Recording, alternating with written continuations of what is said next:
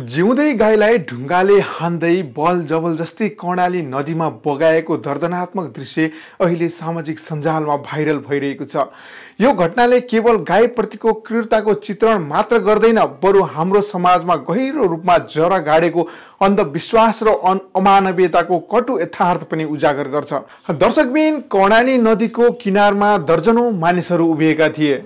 उनीहरूको वरिपरि एक निर्दोष गाई, जसलाई न त्यो परम्पराको ज्ञान छ, न त्यो मृत्यु र जीवनको परिभाषा बुझ्छ। कालो रङको त्यो निरह गाई बच्नका लागि दौडिरहेको थियो, डरले काँपिरहेको थियो, तर निर्दयी मान्छेहरू उसलाई निरन्तर कुर्दै लखेड्दै नदीतर्फ धकेलिरहेको दृश्य देखिन्थ्यो।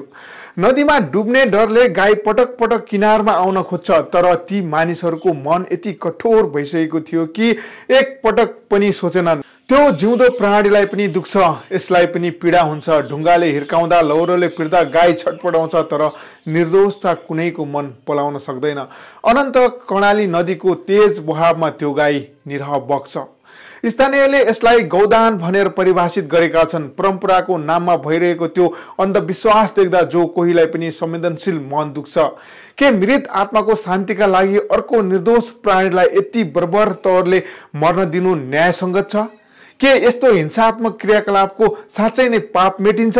स्थानीय पत्रकार धनबहादुर बिसीले यो हृदय विदारक दृश्य कैद गरेपछि मात्रै घटनाले प्रकाश पाएको हो। उनले बताए अनुसार मृतक व्यक्तिको आत्मा शान्ति पाओस् भनेर गाईलाई नदीमा बगाउने परम्परा यस क्षेत्रमा वर्षौंदेखि चल्दै आएको छ।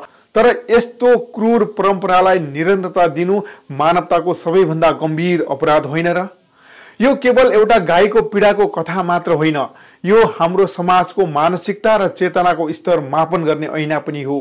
परम्पराको नाममा निर्दोष प्राणीलाई तत्पाएर मार्ने यो प्रथाको अन्त्य कहिले हुन्छ? सभ्य समाजका लागि यस्ता अमानवीयता क्रियाकलापहरू बन्द हुन जरुरी छ। मानवता भनेको केवल मानिसका लागि मात्र होइन, हरेक सजीव प्राणीका लागि हुनुपर्छ।